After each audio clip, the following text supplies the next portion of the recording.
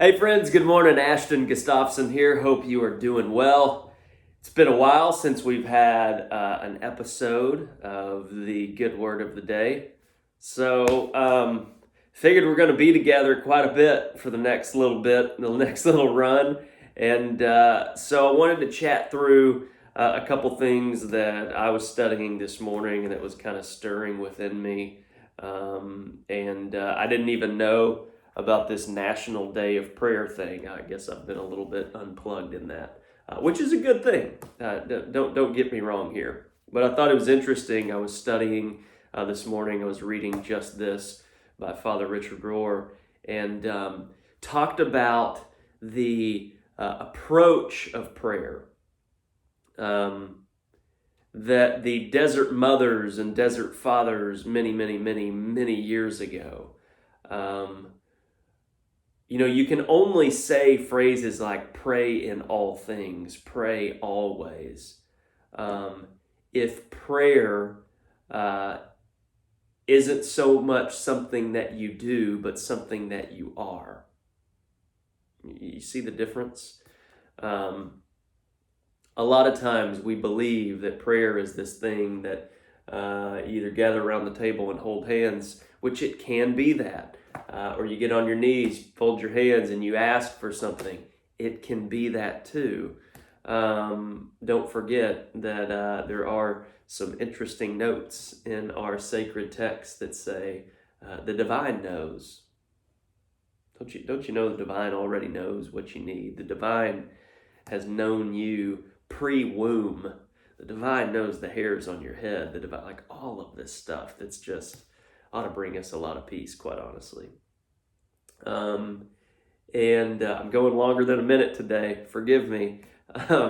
But I think we're going to have a great opportunity as we social distance ourselves to pray and to realize that prayer may not be so much what we always thought it is. It's a new consciousness. It's a transformation of our posture, of our heart. It's not this transaction of please send this, please give me that. Okay? I wanted to read this about the desert fathers and mothers. For these desert mothers and fathers, prayer was understood not as a transaction that somehow pleased God, but as a transformation of the consciousness of the one who was doing the praying. The awakening of an inner dialogue that from God's side had never stopped. Prayer is not about changing God's mind about us or anything else, but allowing God to change our mind about the reality right in front of us, which we are usually avoiding or distorting.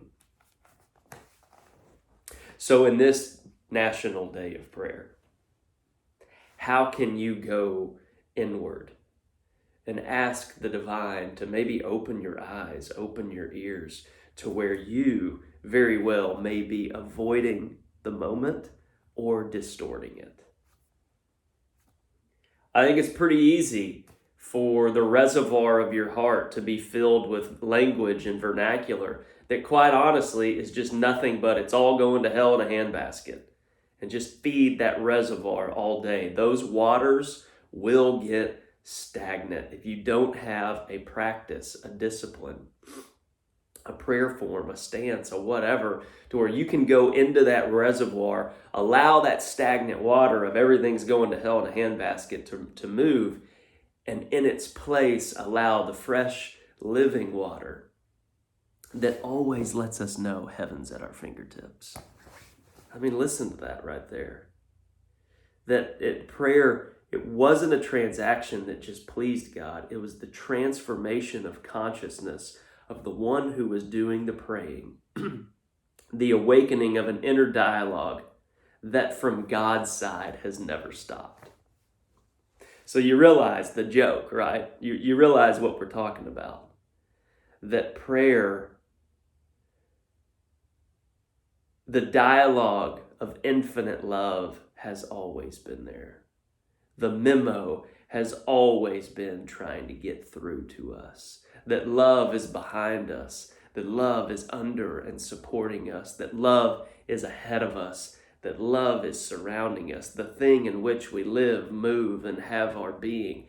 That memo has always been there. The conversation from the side of the divine has never stopped. The question is, can you? Can you pause? Can you center in? And can you get the memo? And once you get the memo, guess what happens? You start whispering it to the neighbor. You start whispering it to the guy on the other block. You start whispering it to your spouse. You start whispering it to your kids. You start whispering it in the workplace. And one by one, all of these beautiful souls start to get in on the memo, get in on the joke. The conversation, the dialogue from God's side has never stopped. So let's step into it. And as we step into that, then that can be the place from which we go and enter the world. Let's clear out the reservoir. It ain't going to hell in a handbasket. Heaven is actually at our fingertips. Namaste. Godspeed. Have a great day.